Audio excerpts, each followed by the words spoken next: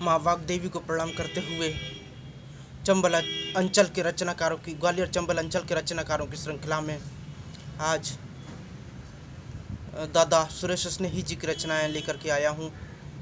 उनका थोड़ा सा परिचय देना चाहूँगा। बहुत बड़े साहित्यकार हैं, सूरदास की टक्कर के साहित्यकार हैं। उनकी रास क्रीड़ा को देखने पर पता चलता है कि उनकी दाऊजी की वाणी, उनकी रास क्रीड़ा और भी बहुत सारे उनके जो लिखे गए ग्रंथ हैं, जसवाणी है, उनको देखने से पता चलता है कितने ऊंचे स्तर के साहित्यकार हैं, इतने उच्च कोटि के कि सूरदास को टक्कर देने वाला कवि हमारे चंबल अंचल में, मुरैना अंचल में, ग्वालियर अंचल में उपस्थित हैं। गांधी कॉलोनी मुरैना में उनका निवास है। उनका जन्म सन 1950 में 15 मई को हुआ। मुरैना गांव मुरैना का ऐसा इतिहास रहा है कि जो भी अपने अंचल में साहित्यकार होते हैं, मुरैना में जो साहित्यकार होते हैं, मुरैना नगर में ज़्यादातर मुरैना गांव से जुड़ा हुए हैं। अभी कहीं ना कहीं मुरैना गांव से उनकी ज़मीन जुड़ी हुई है। दाऊ जी के मंदिर से उनका कुछ न कुछ संबंध रहा होता है।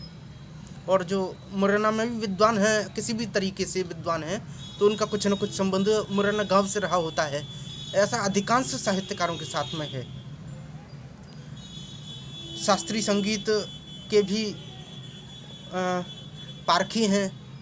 शास्त्रीय संगीत का बहुत अध्ययन, पठन पाठन उन्होंने किया है, करवाया है। और संस्कृत, हिंदी, अंग्रेजी, साहित्य, ज्योतिष, इन सब का उन्होंने गहरा अध्ययन किया है। लेखन करते हैं, गीत, कविता, बाल गीत लिखते हैं, बाल कथा, प्रबंध काव्य लिखते हैं। प्रबंध काव्य परंपरा का उन्होंने बहुत अच्छे तरीके से निर्वहन किया है। चंबल अंचल में ऐसे बहुत विरले ही साहित्यकार मिलते हैं जिन्होंने इस तरीके से साहित्य का, प्रबंध काव्य परंपरा का अच्छे ढंग से निर्वहन किया हो। सूरदास की टक्कर के कवि हमारे चंबल अंचल में, उनका परिचय हम देंगे, रासक्रीड़ा को अच्छे ढंग से बताएंगे। और शोध ग्रंथ बहुत लिखे हैं उन्होंने। जसवाड़ी है उनका एक तरह से शोधात्मक ग्रंथ ही है, समीक्षात्मक लेख बहुत लिखा करते हैं। रासक्रीड़ा में वर्तमान में काव्य की आधुनिक प्रयोगधर्मी विधाओं, नई कविता, नवगीत, क्षणिका, हास्य व्यंग परक रचनाओं के प्रभुत्व काल में भी दादा सुरेश स्नेही जी ने रासक्रीड़ा के नितांत पारंपरिक और आध्यात्मिक जगत के सूक्ष्मतम परम तात्विक विषय को काव्यबद्ध किया है। रासक्रीड़ा में रसिक प्राण श्रीमद् भागवत की कथा को आधार बनाया है उन्होंने। रासक्रीड़ा श्रीमद् भागवत का पद्यानुवादन होकर के एक स्वतंत्र प्रस्तुति है। श्रीमद् भागवत का भी गीत शैली में अनुवाद हमारे दादा सीताराम बघेल जी ने भी किया है। गणेशपुरा मुरैना में रहती हैं।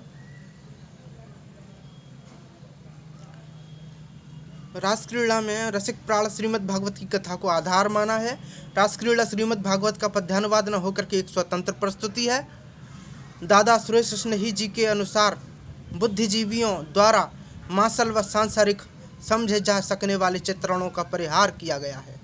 कथा वस्तु के प्रवाह क्रम को आधुनिक शैली के परिप्रेक्ष्य से आविष्कृत करने की चेष्टा की है। धर्म भीरू बन करके मनोनीत कल्पनाओं के जाल में फंसना उचित नहीं है। बौद्धिकता की आंधी के वर्तमान युग में हृदय साध्य रासक्रीड़ा की रचना करते समय ब्रज भाषा में गोपी और उद्धव के संवाद को कविता का माध्यम दादा सुरेश स्नेही जी ने बनाया। बौद्धिकता की आंधी के वर्तमान युग में हृदय साध्य रासक्रीड़ा की रचना करते समय ब्रज भाषा में गोपी उद्धव संवाद को कविता का माध्यम बनाया। तत्सम शब्दावली का बहुत प्रयोग किया। जिस प्रकार कोई औषधि रोगी के शरीर में पहुंच करके रोगी को कोई नुकसान नहीं पहुंचाती, किंतु रोग को नष्ट कर देती है, बीमारी को ख़त्म कर देती है, और रोगी उसे कोई नुकसान नहीं पहुंचता, उसके शरीर को उसे फायदा पहुंचता है, रोग दूर हो जाता है। उसी प्रकार पुरुषोत्तम श्री कृष्ण महाऔषधि के समान हैं। उनके संपर्क से सभी विजातीय विचारों के नष्ट हो जाने पर हमें दिव्यता प्राप्त होती है। दादा सुरेश स्नेही जी के चरणों में मैं बैठता हूँ तो मुझे बहुत ज्ञान प्राप्त होता है। और वो बहुत सरल स्वभाव के हैं, जितनी देर उनके सामने बैठे रहें बहुत ज्ञान देते ही रहते हैं, और कोई बोर नहीं होता उनके आगे। एक सरस जी सचमुच ही सरस हैं, और उनके नाम के अनुरूप उनका काम भी है। स्नेही जी उनका नाम है, तो फिर वो स्नेह करते भी हैं हमसे।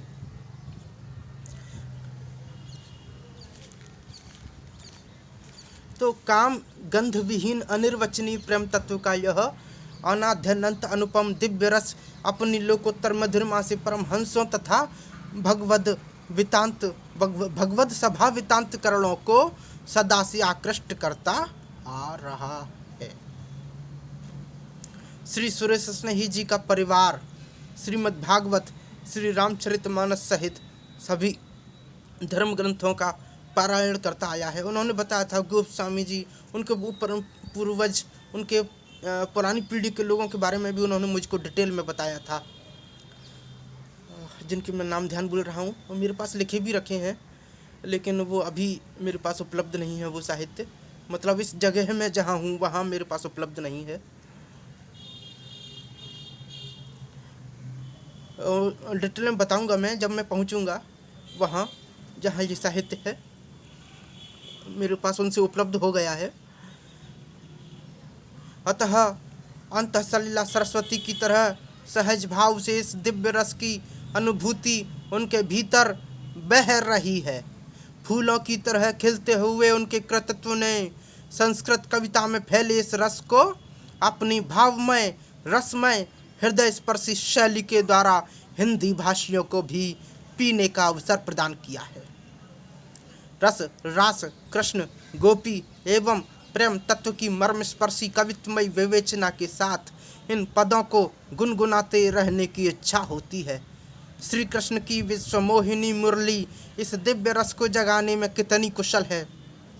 नंदसुत की वेणुका जब बज उठी, नंदसुत की वेणुका जब बज उठी, अखिल संस्कृति अंग पुलकित हो उठी, सहज ही ऐसी सरस रचना रची, चतुर्दिक आनंद की होली मची, घनश्याम के अनुरूप रूप लावण्य से गोपियाँ परमानंद पुलकित हो गईं, जैसे उमड़ती हुई प्रेम जल सरिता ने उन्हें चारों ओर से घेर लिया हो। प्रेम जल सरिता उमड़ कर आ गई, प्रेम जल सरिता उमड़ कर आ गई, प्रेम जल सरिता उमड़ कर आ गई, घेर वह उनको चतुर्दिक छा गई। दादा सुरेश स्नेही जी ने विभीषण चरित्र भी लिखा है। इसे हम अगली वीडियो में बताना चाहेंगे, क्योंकि ये वीडियो 8 मिनट का हो गया है। ज़्यादा लंबा वीडियो हमसे सेंड नहीं हो पाता है।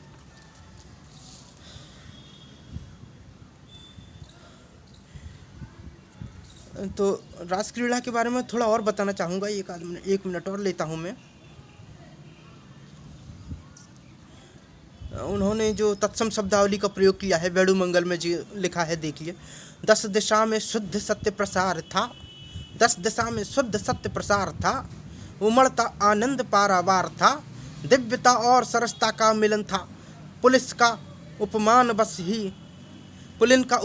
ही पुलिन था, वह अनुपम और अपूर्व वनस्थली, परम अनुभूति सुचि रंगस्थली, रास रंजित कमल द्रग हरि सोहते, जड़ चेतन दर्शकों को मोहते।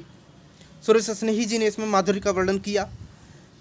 दादा सुरेश स्नेही जी ने सरसता का भी महत्व बताया है, दिव्यता का महत्व बताया है, भगवान के मिलन का महत्व बताया है, भक्त का महत्व बताया है।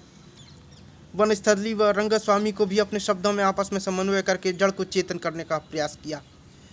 तो उन्होंने आगे जो लिखा है सुनिएगा।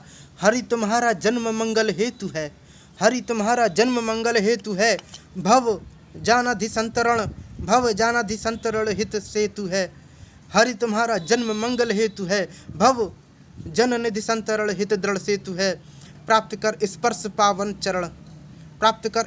पावन चरण का, दीन जन की विपत्ति आरती हरण का, धन्य ब्रज वसुधा सहज ही हो गई, धन्य ब्रज वसुधा सहज ही हो गई।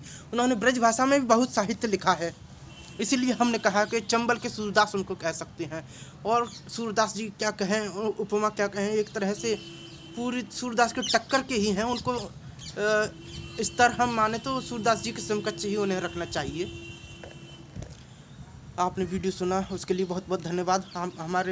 हमें सपोर्ट करें, जिससे अधिक ग्वालियर चंबल अंचल के लोगों को ज़रूर हमें सपोर्ट करना चाहिए। हम ज़्यादा से ज़्यादा शोध कार्य भी करवाने का प्रयास करेंगे ग्वालियर चंबल अंचल के साहित्यकारों पे, उनके साहित्य पे, जिससे हमारे अंचल के साहित्यकारों को लोकप्रियता मिले, उनके साथ न्याय हो सके। क्योंकि पिछड़ा क्षेत्र होने की वजह से इनको ज़्यादा प्रसिद्धि नहीं मिल पाई, लोकप्रियता नहीं मिल पाई, और पाठ्यक्रम में शामिल शायद इसीलिए नहीं हो पाए होंगे क्योंकि हमारा क्षेत्र पिछड़ा क्षेत्र रहा है। और आप लोगों का सपोर्ट मिलेगा तो ज़रूर हमारे अंचल के साहित्यकार स्कूल, कॉलेज, यूनिवर्सिटी के पाठ्यक्रम में शामिल होंगे। जय श्री कृष्ण, धन्यवाद, शुक्रिया।